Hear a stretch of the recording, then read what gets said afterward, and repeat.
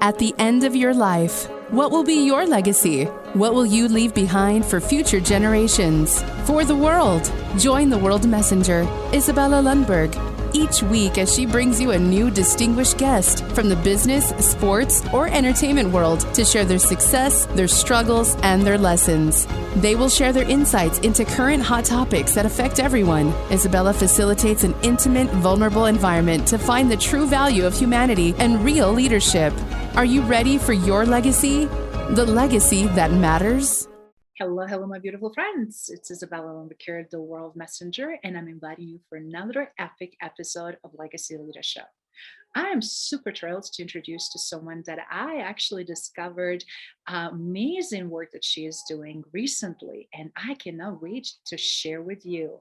Because not only she's a mover and shaker, solo entrepreneur herself as a single mom that is crushing it. Also a phenomenal coach and trainer. She is obviously one of fellow leadership consultants, but she is also cultural expert. And as you guys know, everybody needs one of those with really strong sense of the brand and external brand reputation, which again, those things go hand in hand, and so much more. But she is also methods of leaders, and you can't figure out what the methods are, and I'm sure you might be intrigued as well. Without further ado, let's invite Janice here, Janice Perkins, with us in this conversation. Janice, welcome. Hi, thank you so much, Izabela. I'm so happy to be here. We're so glad to have you. For everybody watching and listening, buckle up, because as you know, either you may or may not need a coach, and you don't know if you do need one, as well as struggling or dealing with anything in a large corporate or small enterprise. We're going to give you some much value and practical applications, because Janice is also working very closely with one of our very highly respected people that both of us are looking up to, which is the legendary Marshall Goldsmith. And methods of the leaders obviously stem from there. But what are those methods? I'm sure you wanted to know, and how she got into, first of all, coaching and that amazing trajectory. So Janice, do you mind sharing a little bit? First of all, how is everything over there in Kansas, Wichita? First of all, we're so close. I'm here in Colorado, and I wanted just to see how his fellow neighbor doing. Well, it's really beautiful here today. I wish I was sitting outside on the back deck actually, or playing golf somewhere. The difference is we don't have the view. We just have big sky. So we miss them. I miss the mountains. Oh, yes. And I've been here up in the mountains in the Vail region. It's just absolutely breathtaking. We're getting a little bit of snow, which we desperately want and need. But the beauty is like, make it the best what we got. And I love your attitude on that one. So speaking about methods and Marshall Goldsmith, how did you at all get, first of all, in coaching? And definitely, how did you get with legend like him to work with? Well, I don't know how much time we have. I'll start with coaching. I got into coaching. I've been a consultant for most of my career. Actually, I worked intercorporate for a while. And then when I had kids, I became a consultant. My background is in marketing. And I got into people dynamics because I watched, I built strategies for organizations, marketing strategies, and I watched cultures eat those strategies for lunch. So the implementation really involved me understanding people better. So I became a student of people and of leadership. And that's what I've been doing about the past 10 years. And coaching has always been kind of natural for me. I can't describe exactly when it started, but I kind of came out of the womb, a 40-year-old. So I've been in charge everywhere I've ever worked. They put me in charge of people. I've coached my daughter's volleyball team for about the past 6 or 7 years. If you can coach a group of girls or teenagers, you can do anything on the planet. And and I also think about, I went through a really terrible chronic illness about 10 years ago, and I am a raving optimist and a hope monster. And as I began to get well, I realized other people needed that as well. So that was also very natural for me to kind of coach other people into a state of hopefulness. So that's always been in my DNA, I suppose. And the more I consulted, the more I realized I was already coaching and advising. So it became a natural fit. Yes, and I love that you highlighted because there's a similar experience with me. When you consult, you wear multiple hats, and specifically when you're early in the game, when you are exploration state with client, what they are looking, what they need, then you automatically already in advisory strategy role, and then what they need and how they can get in alignment and all these extra tools in the toolbox, right? You start doing coaching and consulting simultaneously, and all of a sudden I was like, how many hats do you wear, right? And since like you've been doing phenomenally well. Sorry to hear about illness, but I love your passion and how optimistic you are and how you, whatever life throws at you, deal with such a high, not only integrity, high positive energy and desire to change the script. And that is most needed than ever today. Do you mind sharing a little bit about that? Well, I'll tell you, it also comes with a little bit of stubbornness. That's what made me giggle. You don't have to throw all the positive labels on me. I'm just kind of quite stubborn and tenacious. And I think that that is the combination with hope that allows, well, and maybe even a little scrappy or gritty. It's a good combination to allow you to overcome obstacles so that you don't see them as obstacles. You see them as challenges or learning experiences. And I think my upbringing is part of that. As well as just that combination of the way I was built to run and the people I admired around me and how I never saw them defeated. I think I have a fear of feeling defeated. And so I can't even embrace that emotion. I have to look forward to what I can learn from it. That is fantastic. And I love that tenacity is a very crucial, right? Because if we give up, we never really see that. But I love that stubbornness that actually serves you well, not the one that deteriorates you and puts you outside of the playing field where you can truly make a magic happen, right? Sometimes we can be also negatively stubborn and deteriorate opportunities as a result of it. And since I could delve into this phenomenally.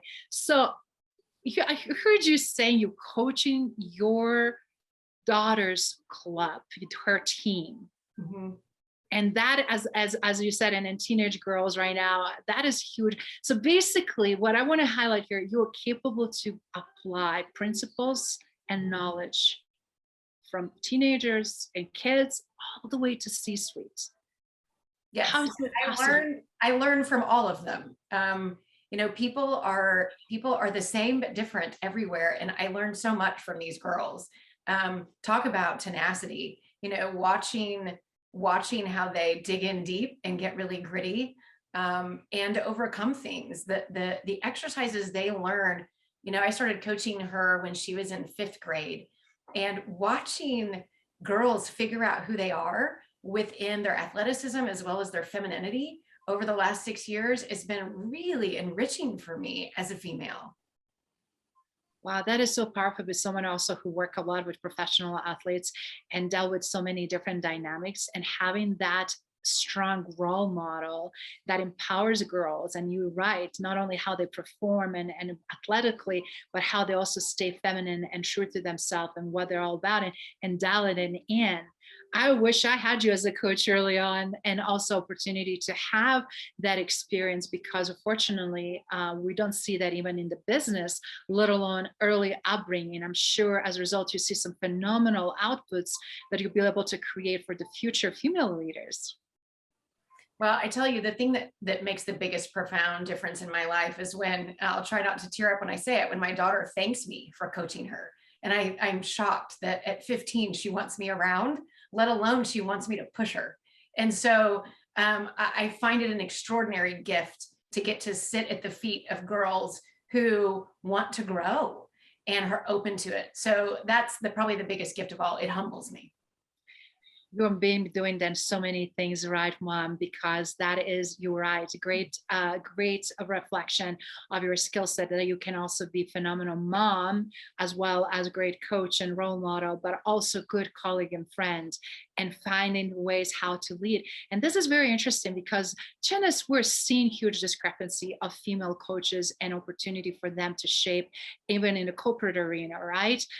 Because it's such a huge gap. What's offered, what's available, and then also how is that being delivered and consumed so that it's really positively impacting and affecting female future all-stars or legends in their own rights with their own skill sets. So do you mind sharing how is that also helping you to fill that gap and support them? Let me think about how I can answer that best. I think as a female in my field, what's really interesting when you were saying that is right now, all of my coaching clients are male. Now, I do a lot of training and consulting as well with executive teams that are mixed genders and mixed races and all kinds of things. But I do find what's really interesting for men in the C-suite is they really genuinely need to connect with their intuitive side and that compassionate side that I think female coaching is really successful for. Now, on the female side, I have a lot of the coaches that have coached me have been female, and a lot of my professional circles, I seek out women like you because I need to understand how to harness my femininity and my strengths in the culture that we work and live in that upper echelon that is more of a challenge sometimes for our gender still. The rules are still slightly different for us, and we have to be able to harness that, but stay authentic to who we are, as well as play the game, is what they say. But I really believe in authenticity and not shirking who I am at all or apologizing for who I am. I think when you are a really strong woman, we can find ourselves constantly apologizing or masking the strength that we really have because it doesn't completely fit in. And it takes a while to get really comfortable in that garment and being able to be fully who you are. So I hope that answers your question. Yes, it does. And actually, it's so powerful too, when you mentioned in being authentic in who we are, right? Because not everybody is ready for strong female, for opinionated female, for smart female, for female that truly can tackle and solve issues that are extremely complex with very different perspective, right? And also be very effective and impactful with that. But first of all, kudos for everything that you do and how you're doing very well. And it's very rare to see playing in both sides, in both camps, with females and male. But also what I'm seeing, and I'm curious, when you were mentioning showing up as who you are, and then giving yourself permission, specifically when you talk about apologizing. I think that is also culturally that's been imposed upon us, that we have to be sorry for being too passionate or too loud or too strong or whatever it is, because obviously we were not given permission, or we thought we were not given that permission early on, because so much changed generationally. Isn't it about time to not even ask for permission, assume that is there? I'm just curious how you navigate that, specifically still in male-dominated industry. So I'm going to own right away that I'm a beg forgiveness person versus an ask permission. I always have been. What I want to speak to as you're saying that is in that authentic self is what I find in circles of men and women, and especially women though, is I want to focus on the fact that I'm an individual person. Yeah. I have gifts and talents and strength that regardless of the shell that I'm in, I'm still an individual with those gifts, talents, and strengths. And quite frankly, most of my life, I didn't fit in groups of women very well. And it's because we have these cultural norms. And I think we've masked everything else to try to fit into those cultural norms. And so I wasn't a typical female, but I know throughout my life now with wisdom, I've met men who aren't typical men. And what we've tried to do is to make there two kinds of people in the world, and that's not true. And as an individual, I want to be seen for who I am, not what I am. So my intellect and my emotions and my soul and spirit are uniquely me, regardless of being female. Then I get to also embrace femininity and the gifts that come with that in intuition and my emotional capacity. So I think that is profoundly what enabled me to finally become authentic and embrace that authenticity.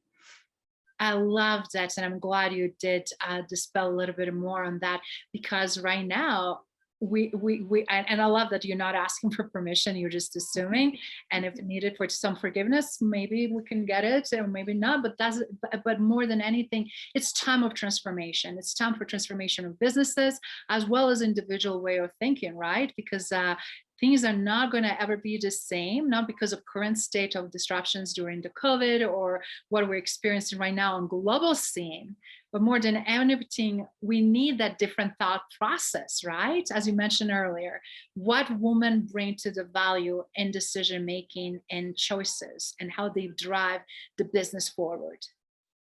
Yeah, we're all incredibly unique. And it's one of there's a couple mantras that that I have that are my aspirations that get me out of bed every day to do this work. And one of them is I want to leave things better than I found them. And the other one is I just want to help people get out of their own way to love deeper.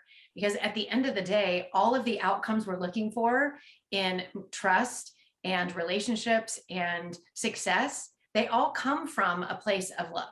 So if I can love myself deeper and I can love you deeper, then we can build better teamwork and we can respect one another and we can find reciprocity and we can accept the things that are strengths and weakness in each other versus having judgment or any of those negative things, divisive things that are prevalent in our culture right now. If I can really be rooted in love, then I'm more grateful, I am more joyful, and I have better outcomes at the end of the day because I'm not dragging around like anchors all the time. That is brilliant. And I absolutely love that because, another mantra that I see on your wall, do you mind sharing about, because that's such a powerful statement too. Yes, it is.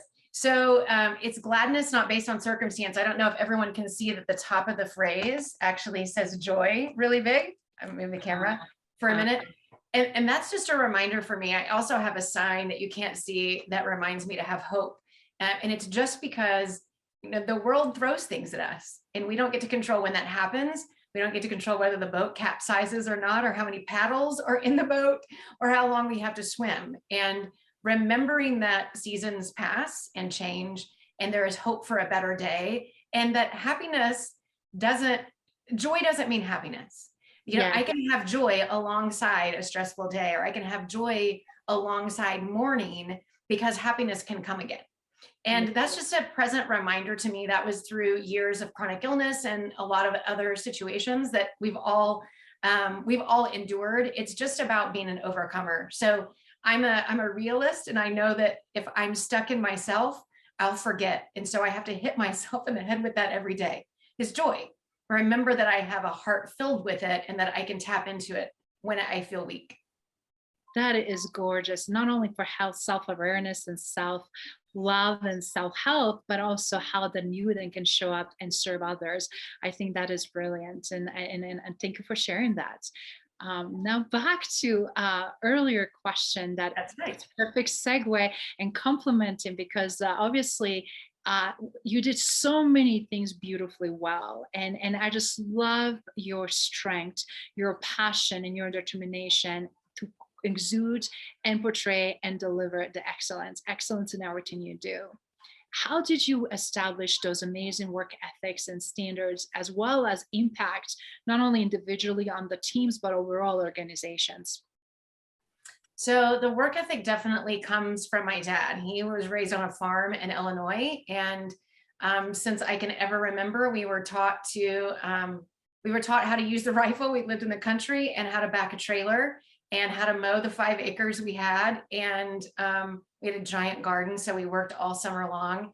And I had a job at 14. I worked in a photography gallery, actually developing photographs and film.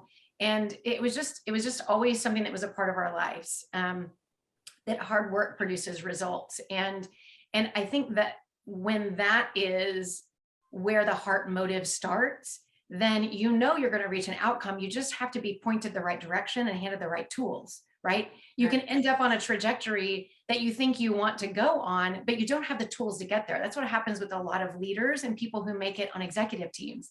They've had all this hard work, but they don't know how to then take it to the next level. It's why we find all the time in organizations, you're the best welder, you should be in charge of the welders. No, I don't want to be in charge of people. I don't know how to make schedules or budgets or, order maintenance on machinery. So we forget that we have to hand people tools along that journey so they can reach those outcomes that they desire. And that's really what we do as coaches and consultants, is we just look at where the gap is, because we all have them. And then we just hand people the right tools. The work ethic has to be there. It's the one thing that I say is a requirement for any of my clients, a willingness. You have to be willing for behavior change and to pick up a new tool. That's all it takes. The work ethic is there in someone who is excelling and already in leadership. That's how they got there. But how can they stay there, and how can they continue to elevate? that just takes tools. And a lot of those are basically self-awareness tools and emotional tools, and just tapping into other people's strengths around them. Because in our culture, we don't like to admit we need people. It's a sign of weakness. So we have to retrain that. That's just one of the tools. That is brilliant. Or to fail, God forbid, right? Is like, as adults, that's impossible. You should know everything, which is also setting up false expectations, right? So with that in mind, how the methods come in place, the methods of the leaders, and how this project impacted so many and continues to impact. Do you mind sharing a little bit more about that and what those tools and methods can really make a huge impact and difference for someone who is hungry, eager, and also ready and available?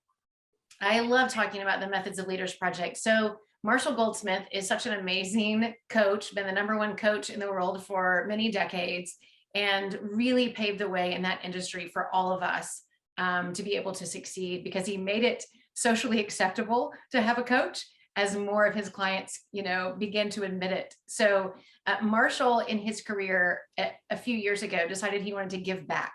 And he wanted to give away everything that he knew to other generations of coaches to continue growing. And the Methods of Leaders Project came out of that mindset of giving back.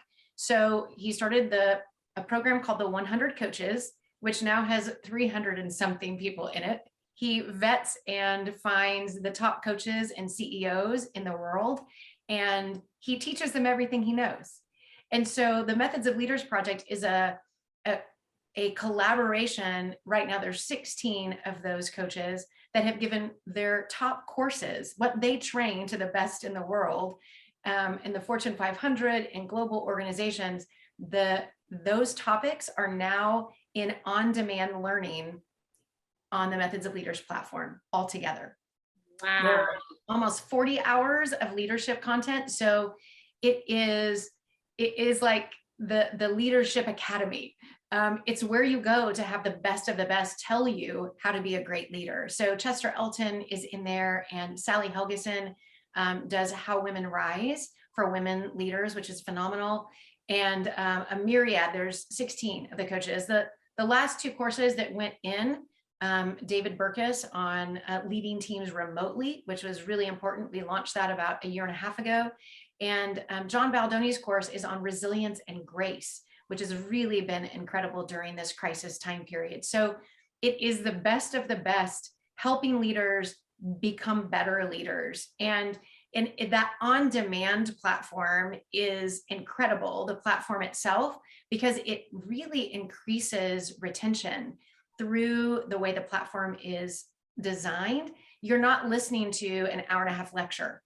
You are listening to 3 to 8 minute chapters that each have something attributable that you can hold on to and remember. And you can do that in those short segments, or you can watch them back to back. That's totally up to you. But I find that I don't have an 1.5 hours straight to learn something new. When I read a book, I'm reading a couple pages at a time or a chapter at a time in between ball games. So this is that same phenomenon. It's broken into chapters, and it has this high-end production value that makes it easy to watch and fun to interact with. There's questions while it's going on that you interact with the coach, and it changes the answer. It's really phenomenal. So Marshall's project that was born, there's 2 more of Marshall's courses going in there later this year. And Mark Thompson, which is one of his proteges that's gotten world renown as well, is going in there next year. So an incredible amount of content, and it's a joy to work with Marshall and those coaches. They blow me away all the time. That is brilliant, and thank you so much for sharing, because I'm being a huge follower of Marshall work, and for someone who is also passionate about leadership, not only that studied, the practice, that developed, that created, and continue to do, and knowing the grim facts, right? How much deficit we have here, and how much need and opportunity for high caliber leaders. Just right now, current time, let alone the skill sets that are needed because of what future demands and what types of leadership traits they need to exude in order to lead effectively. I feel like we have such an insanely huge opportunity to create solution for it, right?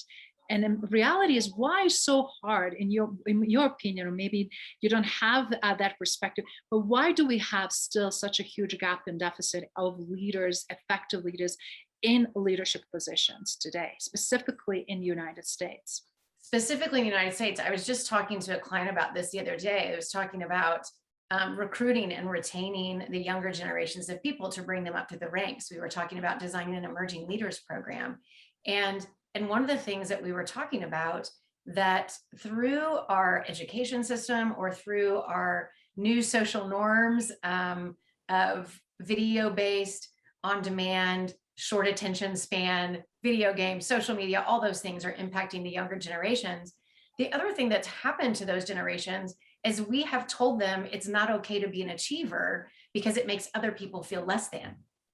And it's become this socially acceptable phenomenon to try to normalize and make things even. And I've heard it throughout my kids' upbringing in schools, as well as in other situations with people in their 20s as well. And I think that we have to give people permission again to step forward and to achieve. We have to make it okay for people to want to lead, as opposed to calling them bossy or controlling. That leadership is a talent and a gift and an honor, right? And we have to allow people to know that there are skills that you can hone in that, but there are some people who are born with that ability to have and want to drive forward. And I think we have watered it down for some of those generations. So we have to give them permission again and show them that pathway is not only safe, but extraordinary. That is such a great point, because you're spot on, because we don't want to exclude anyone. We don't want to hurt anybody else's feelings, but that's what we also minimized opportunity to build people's strength and resilience, right? And really to tap into and fail and fix and grow and challenge and overcome, because certain things you can study, certain things you have to practice and put to the practice, right? Yes. And what I want to tell everybody too, when it comes to methods of leaders, because I don't want to bypass it and your audience not get it, at methodsof.com, that's how you can find it. And it is for businesses and individuals. So as an individual, if you love reading books, if you are an avid learner, this is a great resource for you. As an individual who wants to grow, or an entrepreneur, or a small company or organization. And for large businesses, the clients are that HR department that already has leadership development, but they need more content and they want on-demand resources for emerging leader programs or potential leaders that need to be elevated in the organization. And they don't have time to create that intellectual property all on their own. So it's a great resource for both individuals and organizations, and gives people permission to self-learn, because that's easier than then saying, raise my hand over here, I think I need to learn some things, right? Give people a resource so they don't have to raise their hand and say, I don't know. That's super helpful for our culture. That is fantastic, and thank you for highlighting that. And it's good to distinguish that, because sometimes organizations, and that's why we're having huge right now transformation and exodus of talent. If you don't invest in your talent, right, they're going to go elsewhere, or they're going to invest in themselves and pursue different opportunities, either opening their own businesses or either going to innovative, creative environments where they truly, again, as you said, be authentically themselves and being accepted who they are and what they bring to the table, where their brilliance is endorsed and cherished and utilized. So with that in mind, do you mind reflecting a little bit about, because I know that we spoke about, and this is big, huge, still taboo and challenge. How do you even select a coach? What to look? And beside that is two-way street. Of course, from coaches as experts, as we are looking through that lens, we know what we're looking at, and we know who is coachable and who is not, and who will be good fit based on who we are. But a lot of people out there, they know they're missing something. They want to find out, and then equally had a huge plethora of disappointments and negativity. So do you mind giving them some beautiful, healthy guidelines that are watching and listening, what that looks like, what they should be paying attention? A, first of all, benefit of coaching, and B, process of selecting the right coach for them.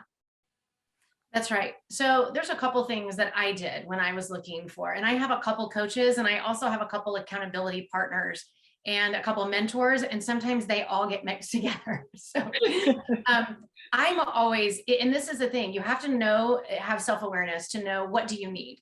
I'm a very direct person, and I need people who can just throw a brick right at my eyes, right? Like right at my forehead, tell it to me straight up. So I don't want someone who will try to sugarcoat it for me, or paint a picture delicately. I need someone who just says it. So I'm looking for someone who speaks that language to me. Now, it's looking for someone who speaks that channel so we never have a communication error, right? That is what you need. So whatever type of person that you are, if you are more of a warm, fuzzy person, then find someone that you connect with, but also has that honesty and authenticity. A coach is supposed to keep you between the ditches. That's our job, right? This you decide where you want to go, and my job is to just give you little nudges left and right to keep you between the ditches. And that's what you want. You want someone who has the wisdom and knowledge. And I ask for referrals. And I am always listening in the community for other professionals and who they use as coaches. So I ask, just like when I go to someone's house for a holiday party, I don't like trying new recipes because I can't imagine what things taste like. If I taste something at a party, then I ask for the recipe. And that's really what it is in looking for a coach. You're looking for someone that is a referral, that you know you've seen the output of their work in someone else's output. And that's really important. And there are people who specialize in different things. There are people who are personal life coaches, there are people who are relationship coaches and professional coaches. And it's just, what are you needing? What are you looking for? And what functionality do you need that will help you grow as a person? Do you need tools? Are you incredibly literal when it comes to translating those tools? Or are you a creative person that wants to workshop things yourself? Those are the kinds of questions I would ask of a coach when I'm interviewing them. Ask them for success stories and failure stories, because we learn most from our failure stories. And you can also try out a coach. Nothing is set in stone. So try a couple sessions and see if you're clicking and you feel like things are moving in a direction that's more healthy for you. Wow, that is brilliant. And I love that you're able to share that from both perspectives, because a lot of times, again, people either never tried it or they tried it and they didn't have as much success, but they were never really thought about or trained on what to pay attention and how actually pivotally they has to do with their own outcomes, not only what they would like to see, but also personality, right? And how everything fits together in order to work and to build that amazing trust and opportunity to truly genuinely connect. So I think that's fantastic. So if you don't mind sharing now a little bit about you being part of the Coaching Association of Corporate Executive Coaches, ACEC, and from selfish reasons, and everybody else, I know a lot of professionals out there that are looking for credentialing. They're also looking to decide based on somebody else's credentialing. Do you mind shed some lights about also another taboo, another elephant in the room? How much these credentials are important? How is this credential different than others? And why you are so gung-ho about it? Because obviously it's not many out there that are staying up on the high level in corporate arena. So please, if you can enlighten us, that will be fantastic. Well, there are two viewpoints in this. One is that credentials don't matter, because it's really the experience and the gain from a coach. So if they have experience, for instance, you and I both were already consultants and advisors before we became coaches. So we had a great deal of experience doing that very thing. In fact, had been doing it one-on-one many times before I would officially have hung my shingle and said I'm also a coach. Yeah. So some of the best help I've ever gotten from coaches have been unaccredited coaches. So I don't necessarily, I believe and I don't believe. I believe it because I am a member of ACEC as a subject matter expert, because I wanted to be encircled by more people like me. And I wanted to see what they had learned and what I could learn from them, and what other certification pathways or programs could increase my career and what I bring to a client. So it was really more about increasing my value for the people who are using me as a coach. So it's not even the same reason why someone else would want to be accredited at an agency or to have other certifications or training. Mine is really, I don't ever flash my badge in that manner. It's really more about learning from people who are doing the same thing I'm doing so I can add more value. Brilliant. I love it. Thank you so much for dispelling that as well. And it's all about outcomes and outputs, right? And results. So that is brilliant. For people that are watching and listening to you, obviously, and have a sense of who you are now and wanted to connect, how they can connect to you, Janice, how they can find about your brilliant work and things you've been doing and continue to do as we move in 2022.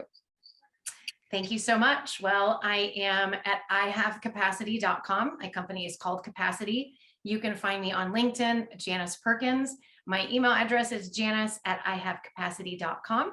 And you can find out more information about me on my YouTube channel as well under Capacity, through the website, LinkedIn.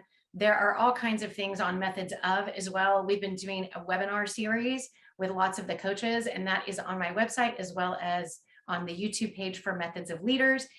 You will find all kinds of information in those places, probably more hours than you would want to digest, but it's there for you.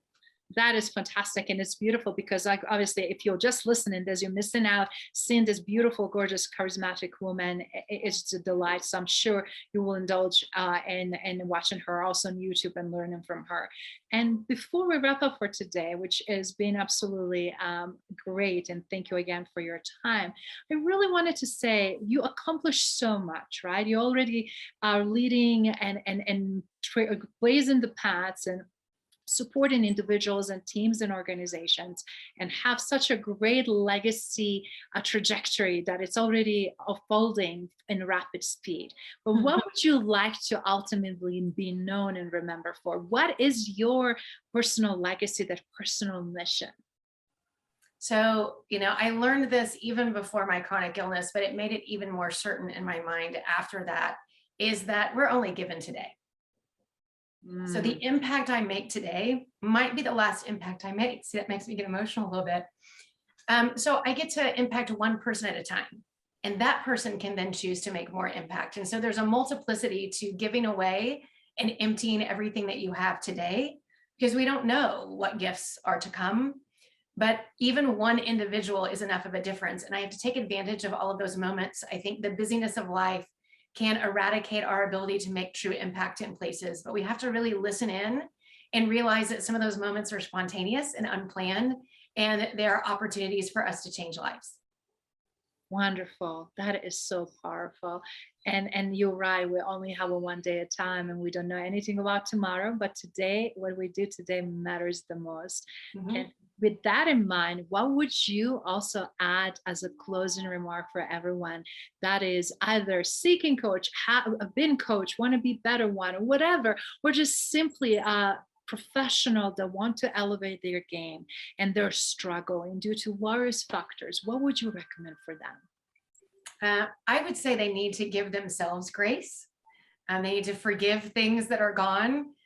There's a saying, Mark Batterson's one of my favorite authors, and in his latest book, Win the Day, he talks about letting go of dead yesterdays and unborn tomorrows. And those things really anchor and weigh us down. And we have to let go of the dead yesterdays. And yes, we can focus on the unborn tomorrows, but living in today is what really matters. And to take advantage of where we are in this moment and to be more present. Wow, how much wisdom we just got. Janice, was absolute delight to have you with us here today. And thank you so much for your time and sharing such amazing wisdoms and opportunity for us to connect more with you. Thank you so much for having me. It was a joy and a pleasure to spend time with you. Thank you for listening to Legacy Leader Show. If you enjoyed the content and had a positive experience, then please leave us a positive rating. In addition, leave us a positive review whenever you are listening on whatever platform there might be. Make sure your friends and family also know about the benefit and value that we provide and what we have to offer. Cheers.